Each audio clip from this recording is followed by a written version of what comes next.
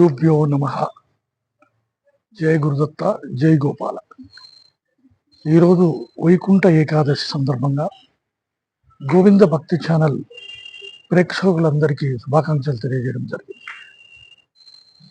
వైకుంఠం అనేది ఎక్కడో లేదు. వైకుంఠం అనేది భగవద్గీతలో చెప్పిన ప్రకారం క్షేత్రజ్ఞుడు, క్షేత్రజ్ఞుడు అని రెండు గుళ్ళు ఉన్నాయి. భాష్యంలో ఒకటి, బయట ప్రపంచంలో ఒక గుడి ఉన్నది, అలా దైవత్వం ఉన్నది. కానీ లోపల కూడా ఒక దైవం ఉన్నది.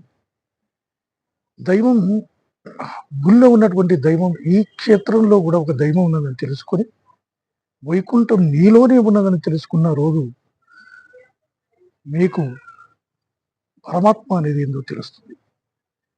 నువ్వు ఎన్ని రోజులు బయట ప్రపంచంలో తిరిగినా లోపల ఉన్నటువంటి దైవత్వాన్ని తెలుసుకున్నన్ని రోజులు నువ్వు ఒక మామూలు వ్యక్తిగానే ఉంటావు.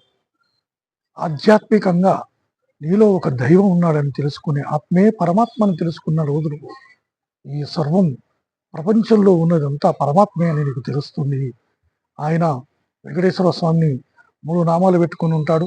ఆ 3 నామాల ఎవరి కోసం పెట్టుకున్నాడు? తమరి కోసం పెట్టుకోవడం జరిగింది. దేనికోసం పెట్టుకున్నాడు? నీ కాడ 3 గుణాలు ఉన్నాయని ఆయన తెలుసుకోమని నాకు చెప్పుకున్నాడు. 3 గుణాలు ఏమిటంటే సప్త రజో తమో గుణం అనే 3 గుణాలు నీ దగ్గర ఉన్నాయి. కాబట్టి ఈ 3 గుణాలను నువ్వు తెలుసుకోమని చెప్పేసి ఆ పరమాత్మ నీకు తెలియజేయడం జరుగుతుంది.